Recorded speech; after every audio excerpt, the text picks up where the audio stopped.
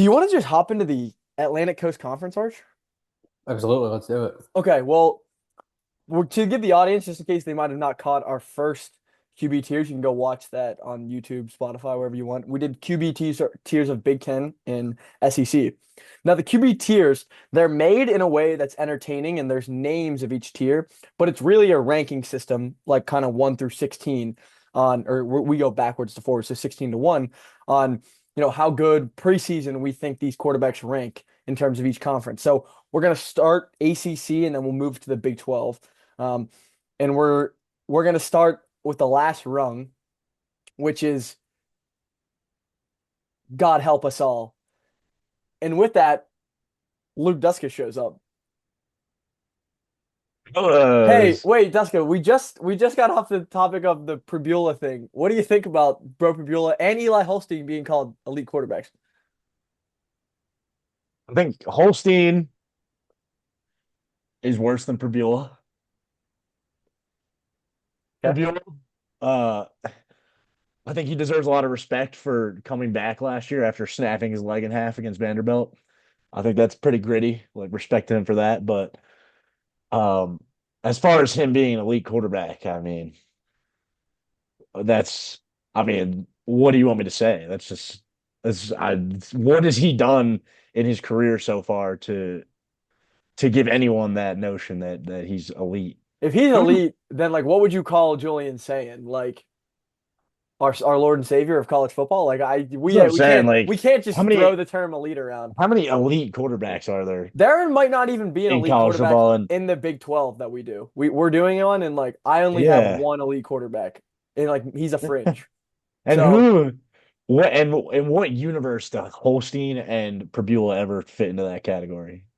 well, actually, Dusker, just you should stay on for at least the bottom portion of the ACC tiers list. I will. Okay, I'll stay on for like 15 minutes. okay. So in the bottom rung of the ACC tiers, we have God help us all. That's the bottom tier. The bottom of the bottom is Davis Warren. Mm. Michigan quarterback transfers to Stanford. I had no idea this was true until I got back here. Arch, your take on the Davis Warren experiment, and I did not know things had gotten this dire in Palo Alto, I believe. hmm Is my audio okay? Yep, it's Yes, great. you sound Um, amazing. so in my rankings, I actually had Davis Warren as the 17th best quarter. I didn't do tiers, I did rankings, and he was the 17th best out of 17 teams. Yeah, that's how mine is. So um, what a miss to get this guy in the portal. I saw probably the worst quarterbacking of all time on Michigan's 2024 season with him versus, Texas. I believe the first game was against New Mexico, Oh, and it was, I believe it was New Mexico. It was horrific. And then you thought maybe he would get it turn around versus Texas. Nope. The Stanford has fallen. Andrew Luck, save us. yeah. I actually like Tavita Pritchard as their new coach. He was the offensive coordinator. He was a quarterback coach for the Washington Commanders. He graduated from Stanford in '09. So they bring back a Stanford grad. It seems like they're kind of going in the right direction, but I think that um, incoming freshman Mike Mitchell Jr. is going to see snaps early in the year. Early in the year. Uh, but the fun part about Stanford is they actually have a two-headed monster of Yale receiver transfers. So they've got David David Pantelis, Pittsburgh legend, and Nico Brown, slot guys from Yale. So if you're tuned into Stanford this year, it's the Yale of the West, is we're calling it. Yeah, so Davis Warren, not much to say. Pretty a tough look. I can't believe that's as explosive as they got. So no amount of QB guru in that room is going to make me believe until I see with my own eyes. So, but Davis Warren, prove us wrong. We're not here to hate. We're just here to give our opinion. All right. In the next, in still in God help us all, we've Oh got my gosh. Gio Lopez. I have Gio Lopez sitting at my 16 spot. Isn't he Arch, a lefty? yeah, Oh Archie, yeah. you're a little Come bit on. higher on him. I didn't love what I saw at UNC, but and this is also his third school. Um, you know, give me your Gio Lopez is better than Billy Edwards take, I guess, because Billy Edwards is the guy I have in front of him, and God help us all. Yeah, so I guess to start off, I guess mine rankings are going to be a little different than yours. I'm predicting how I think they're going to play in 2026. Okay, I actually like this. Like a little yin and Um, yang. and I think predicting his fit in Wake Forest's offense, which is I don't know the style. I would describe it with Jake Dickert, the old Washington State, but it's like a run and shoot. It's RPO. There's tons of RPOs. And at UNC, they wanted him to drop back and play a pro style offense with a Belichick, and you just can't do that. I mean, we saw the graphics at the TCU game, I believe. It had been literally an hour and 45 minutes between completed passes. Like you just so No bueno. I like the fit at Wake Forest. I saw Robbie Ashford run that offense to a bowl game last year. Bobby was good. Yes, Bobby and I was think better. Lopez is a better athlete and a better thrower. All right. So that's just I have him in my 11 spot personally. Okay. Well, we'll see how yours fill out. But okay, so I have Geo in the God help us all category, right below Billy Edwards Jr., who comes by way of Wisconsin to North Carolina. Now Sweet mother. he at least fits the Bill Belichick pro style offense, like you said. But my goodness, that's it. That's who we got. Duska, your take? On Billy Edwards, Yeah. I mean, Are you moved? I'm far from moved by I'm You're a far from moved statue by that yeah, I'm a statue when by it that comes acquisition. to this QB acquisition for UNC. I think that the Bill Belichick tenure might be a little short-lived at in Chapel Hill, Yeah, and it's that going to be for reasons like this, where you just are incapable of bringing in a guy that's going to be able to produce a lot on offense and lead them to. I mean, do we lose Arch? he'll be back. Yeah, yeah. But I mean, just no, seriously unmoved by that. Yeah, But no. hey, I mean, at this point, like, what do you when you're in UNC's position, like, what are you to do in this situation? Like, how would you approach the QB portal? See, like I would have just went and got a frisky athlete. Like, okay, we're gonna talk about the Big 12 and like Yeah, the Big 12 quarterbacks, if like what they did, what the Big 12 did was like they went and got group of five guys, like Alonzo Barnett from JMU, JMU, who went yeah, to UCF, right? Or you got Michael Hawkins, the backup from Oklahoma, good to have you yeah. back, Arch. But basically, like if I were UNC, I would go and grab like a very productive group of five or FCS or D2 quarterback. Like I'm so unmoved when like you just take a flailing, shitty athlete, white guy from I was at a X Power Four school before. exactly. Yeah, yeah, yeah, Very unmoved by situations like yeah. that. So I second that. Yeah. Why not go get a guy that produced at least, and maybe at a lower yeah, level, but yeah.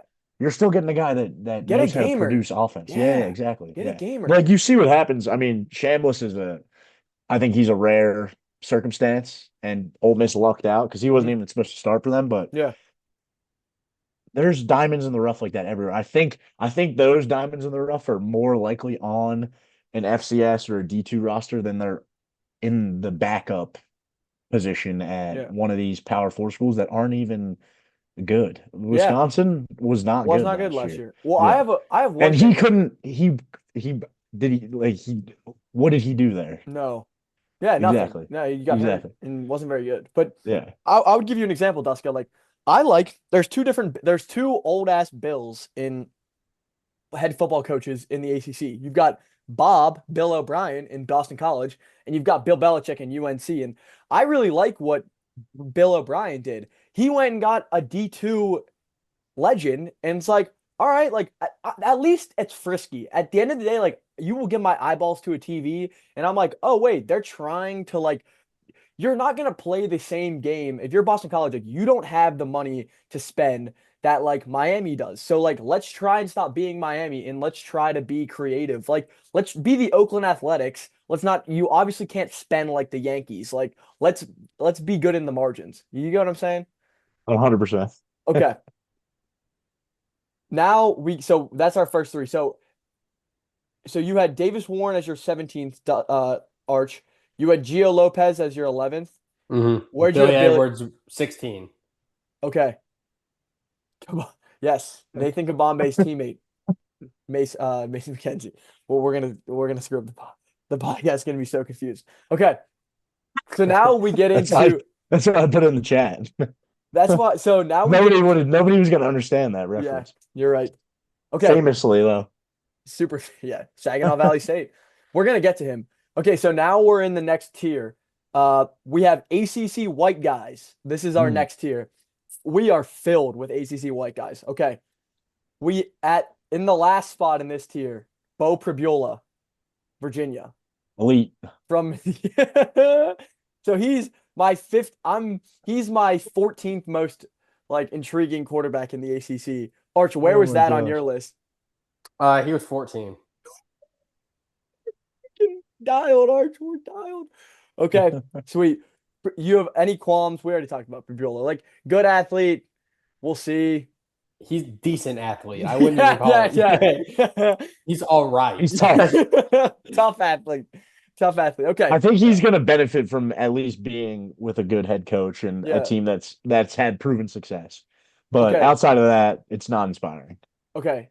Next, we have Christopher Vezina, Clemson. He has not played a snap.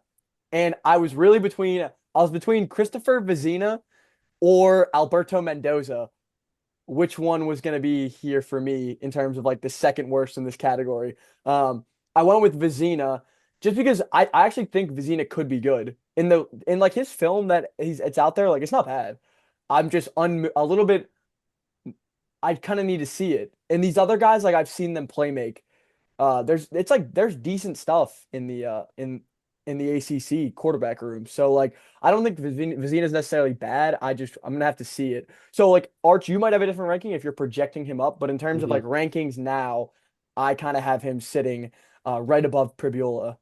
Yeah, I was gonna say, I guess because I'm projecting and you're calling it as you see it now. I have him at my 8th spot. Ooh, high on but Vizina.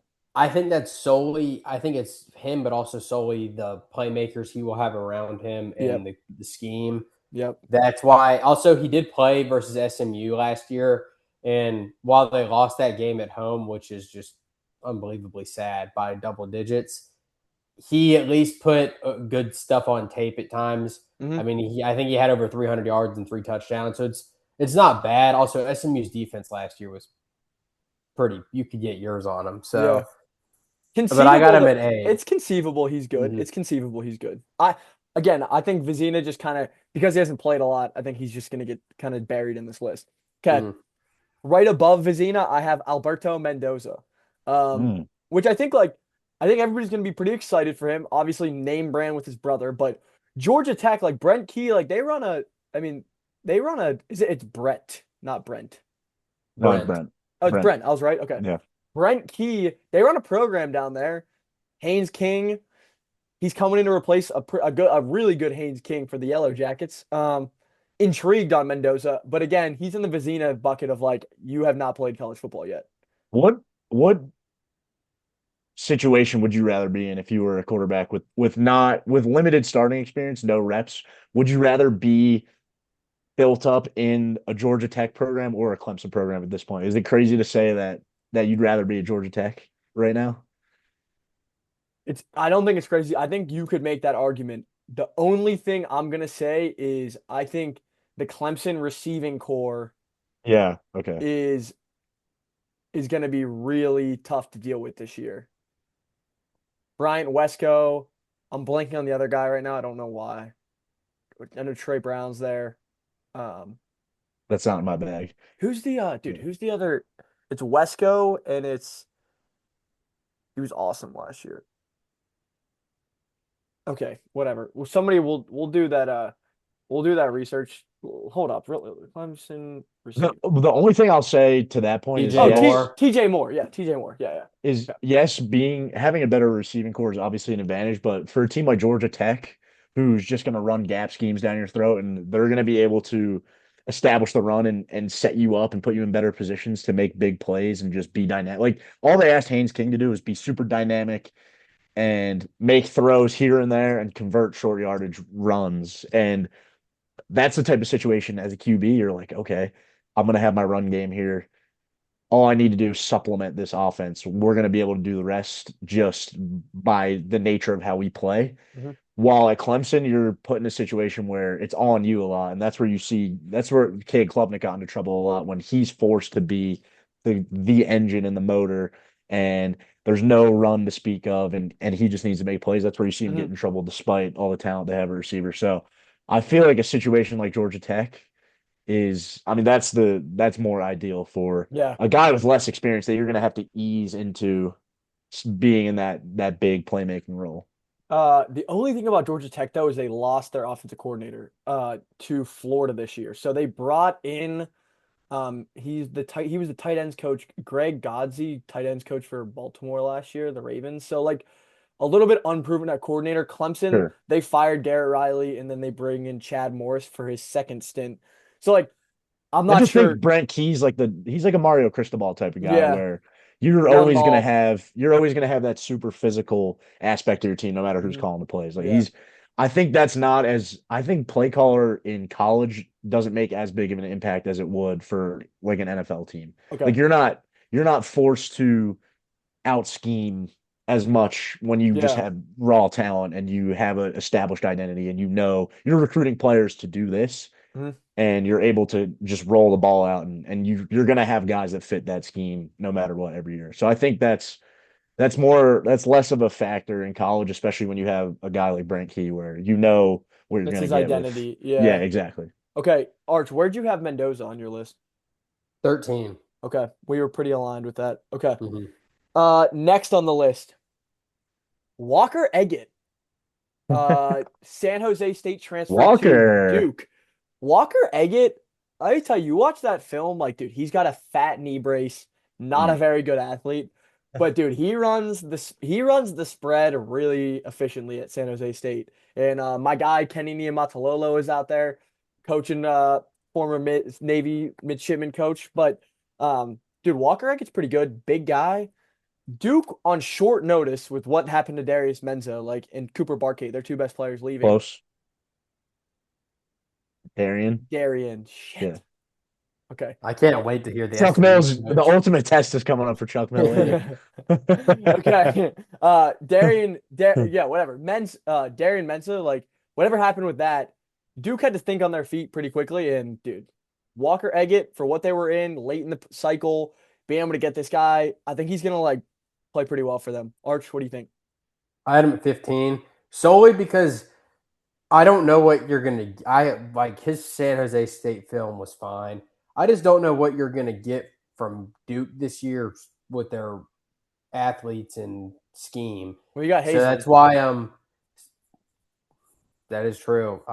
So it's more so just the uncertainty around Duke Yeah. rather than Eget. I just don't think he's that.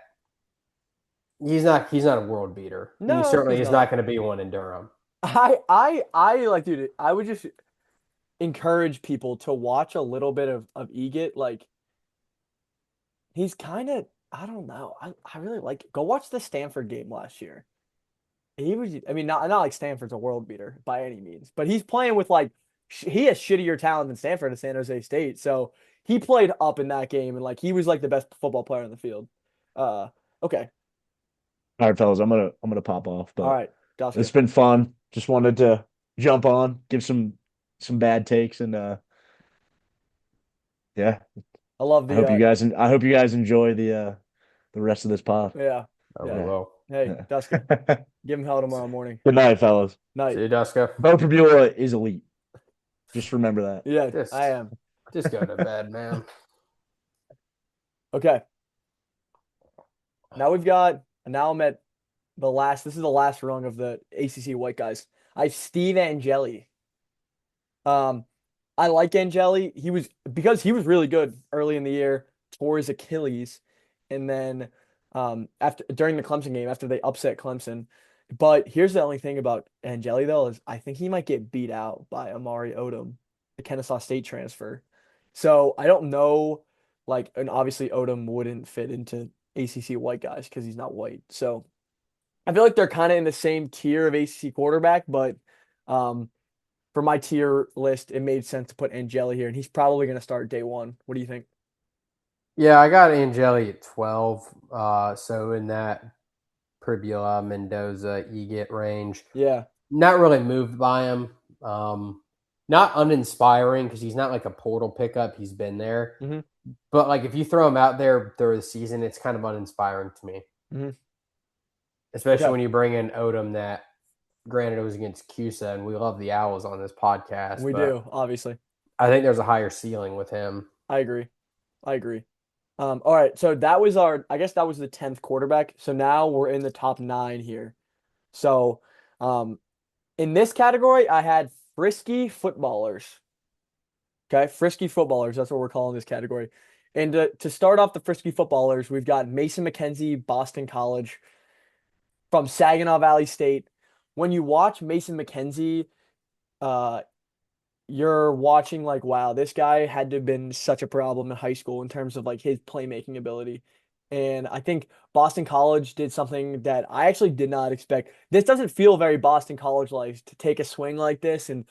But I love Bill O'Brien zagging instead of zigging. Like Boston College seems like the type of team that would have just like brought in like fucking Billy Edwards to play quarterback, like just took some guy who maybe didn't play very well at a big school and made a bounce back. But I like that they're giving this guy a shot who's such a good football player. Now, he had the Saginaw Valley team he played on was very limited in terms of like what they could do.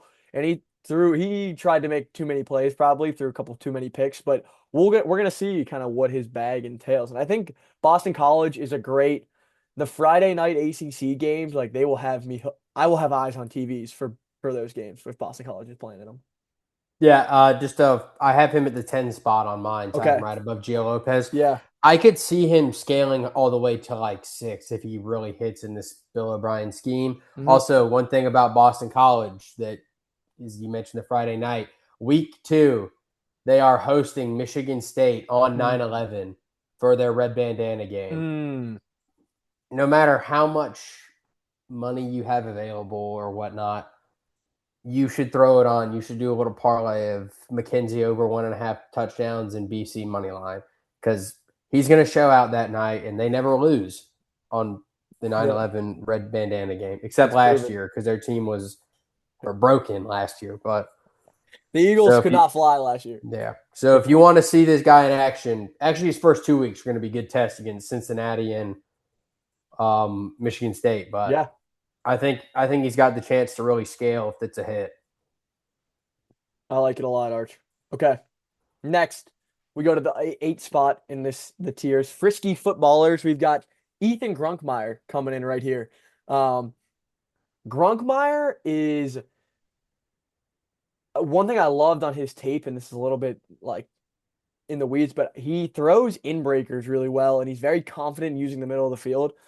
And he's kind of just like a quarterback-heel guy, like decent athlete, good arm, but very confident in himself, like manages the troops, galvanizes the troops. I really liked what I saw from Grunkmeyer. So in Virginia Tech, I like him again with a frisky. He's a frisky footballer on a frisky team with the James Franklin led Hokies. Yeah, I got him at 9, so I got him right above McKenzie. Okay. Honestly, we've been pretty spot on so far. With only thing was Vizina because that was more of a projection rather than. But yeah, I got Grunkmeyer at the 9.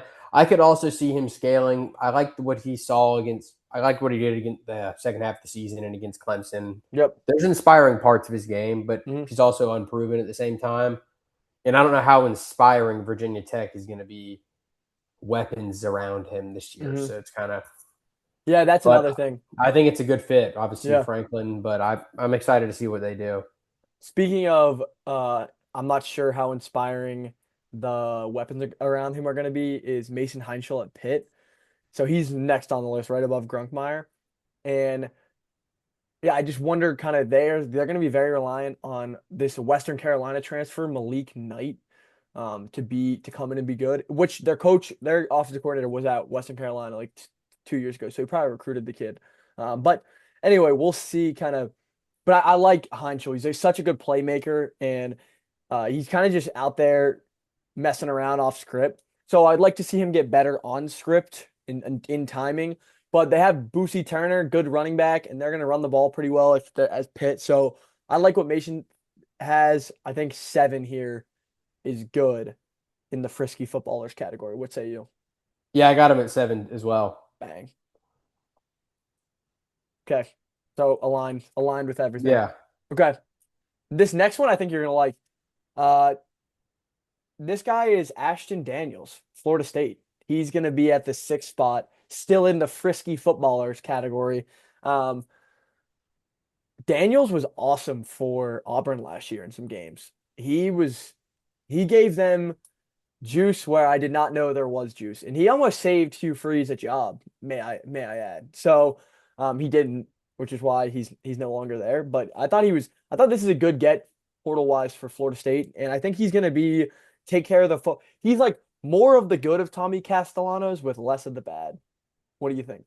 Yeah, I agree. I mean, I'm higher than him than consensus. But it's funny. I had him at 6 as well because you look and some people are down on him and what their pickup for Florida State. I like it, and I think that obviously a little biased because I did play with him and he's from Buford and all that, and he's one of my buddies. But I think there's a real opportunity for a hit here at a Yeah. lower cost than.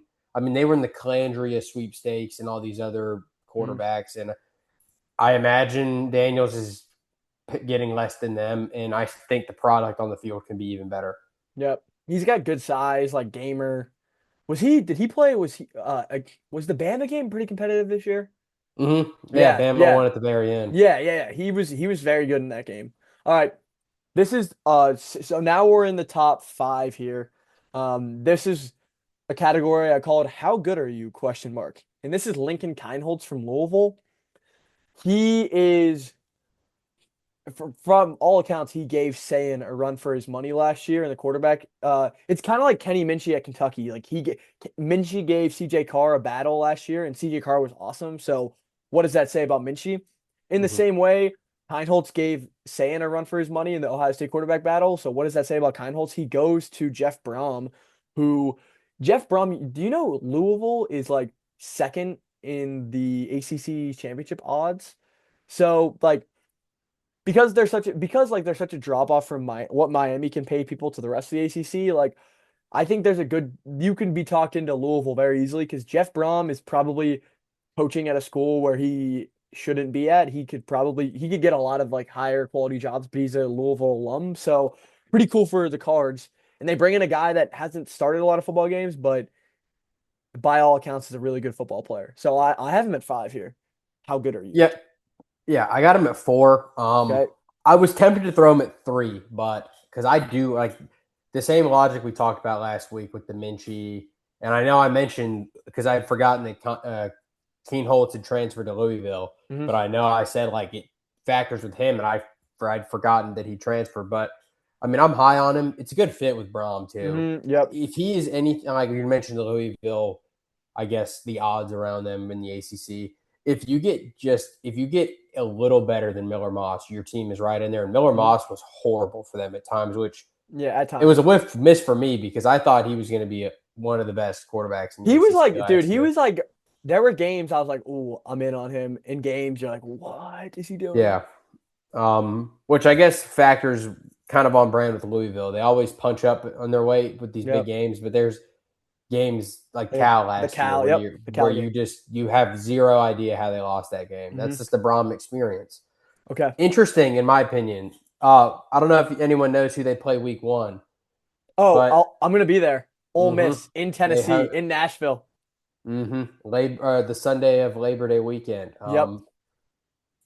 We will be backing the Louisville Cardinals. I'll just tell you that right now. I love it. The pod will be back in the Louisville Cardinals. Mm-hmm. I'm gonna try to be boots on the ground at that game. So just a heads up from the pod. Okay. Sweet. So Lincoln Kienholz is in the how good are you tier. Okay, next tier, we enter into, we get the final four quarterbacks. The next tier is really good starters. I know, boring name, couldn't really come up with anything else. But I've got CJ Bailey, North Carolina State, in my 4 spot. Really good starters. This is going to be his 3rd year, I believe, starting. And when you watch him, like, he's such a glider of an athlete. Like, it's effortless what he can do in the pocket, like the little movements, what he can do on the ground, and then he's got a great arm. So I really think CJ Bailey is one of the most underrated players in college football in terms of what NFL teams might be looking for. Like, this guy is an NFL type of quarterback. So I'm in on CJ Bailey. He had a 25-9 touchdown interception ratio last year, 69% completion percentage, over 3,000 yards passing, which is really good in college football. So expecting a really big year for him and Dave Dorn and the Wolfpack that they're always good, and they're getting a baseline level of competency. Yeah, I got him at 2 on my rankings. Ooh. I'm expecting a really big jump for year 3. Like you said, he is such an athlete with such a high ceiling if it clicks, and you see signs of his development. I mean, 2 years ago when he was a freshman, I believe, and Grayson McCall had kind of literally died on the football field, getting hit in the head by another, and they throw him in there. Granted, they were horrible that year, but I remember they played Clemson, and Clemson beat them like a drum. But it wasn't not the offense's fault at NC State. And Bailey was a freshman in Death Valley leading their offense. And at that point, you saw that he had tools. And last year he clicked, and then like there was big games like the Tech game, like where he just exploded. And he did lose. He did lose their tight end, I believe, with Justin Jolly was his name. And Cody Hardy. Yeah, that is true. Yeah, Cody Hardy. Shout out Elon. So I'm interested to see what other weapons emerge, but I like what I see from him, and I'm expecting to jump there. Yep. Okay, sweet. Onto my 3 spot, and also in the really good starters tier is Kevin Jennings. Kevin Jennings, and I said the name right, and he's my guy. He's kind of an average size quarterback. You're getting like 6 foot 192 he's listed at. And he was actually better in 24 than he was in 25. Part of that is because the pitiful run game of SMU. So in SMU in 2024 rushed for 2,300 yards. And in 2025, they rushed for 1,700. So that's a precipitous drop off on a per game basis. And I think he's going to have to do, and he wasn't even inefficient. He threw for 3,600 yards, which is unbelievable. Like, that's so many yards. Like, he rips the ball around the field. He's actually like, he's less of an athlete than you think he is. Like, he's a good athlete and he's twitchy within the pocket, but he's not really looking to run. He's looking to create time and chuck the ball down the field. So I think he had he had too many picks last year, too many turnover worthy plays, but I think they asked him to do too much in terms of just not being able to run the football effectively. And SMU was still really good, and he was a huge reason for it. So I'm a Jennings guy. I really like Rhett Lashley, and I think he's at 3 is a solid spot for him. Yeah, I got him at 3. The more I think about it, the more I don't like that. Granted, for the other 3 guys that are left. Because I do think there's going to be a drop off in his production this year, simply because SMU lost all their weapons at receiver and tight end. But I'm a believer in their system. I do like. I mean, you mentioned a lot of turnover worthy plays last year, but that comes when your offense is sort of broken in the run game, where you try and force it. So, but he's at my 3 spot. I could anywhere from 3 to 5 would be an all right ranking for me. Okay.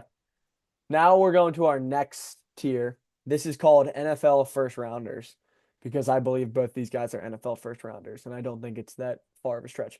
But at 2 is Jared Sagapoltelli. This is my freaking guy. He's massive, lefty. I couldn't be more a fan of JKS. He's also a lefty Polynesian, so I kind of have a fetish for those type of guys. So, like, there is some bias here. I really like this guy, but I just love what I saw freshman year, what he could do. He also stayed at Cal, like, which is crazy. Pretty cool for them to retain him, even as they go through a staff change with Taj Lupoy coming in.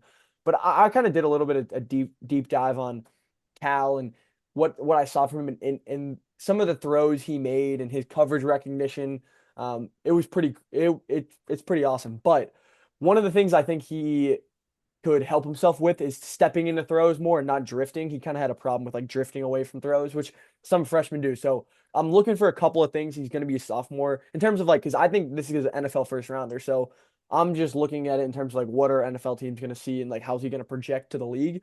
But he's awesome for Cal, and this is going to be if he gets drafted, it'll be their third first round quarterback of the 2000s because Rodgers, Goff, JKS would be the third wheel. Now they do lose Jacob De Jesus. I think he's on the Chiefs now, and then Tron Grizel. They're two best receivers last year who were really good. So um, he's kind of got his work cut out for him. But I like Taj Lupoy and I like JKS. I love the lefty. I love his ball. Um, and yeah, they grabbed a Chase Hendricks. He's an Ohio receiver, Mhm. 1,000 yard receiver. So they did. It's not like they didn't try to backfill a receiver. Yeah, I got him at the 5 spot solely because I feel like what they lost weapons wise and their coach that they hired. I just simply it's a projection thing. I thought at times there was some turnover worthy plays that he would create, but Mhm. also he's a true freshman. He has the touch and the kind of I don't know if it factors in the right word, but you could see he's comfortable in these situations. I mean, his first ever game he started as a freshman against Oregon State and he tore them up. So I got him at the 5 spot, but like I said, 3 to 5, like him and Jennings are going to be pretty comparable this Mhm. year. All right, and then to finish it off, it's Darian Menza, number one. He's probably going to be a first rounder this year. He's probably the highest paid quarterback in college football, or one of the four highest paid quarterbacks in college football. Miami's going to be a freaking juggernaut. They just reloaded. Probably not much we need to do on that. Are you aligned with him at one? Yes. Okay.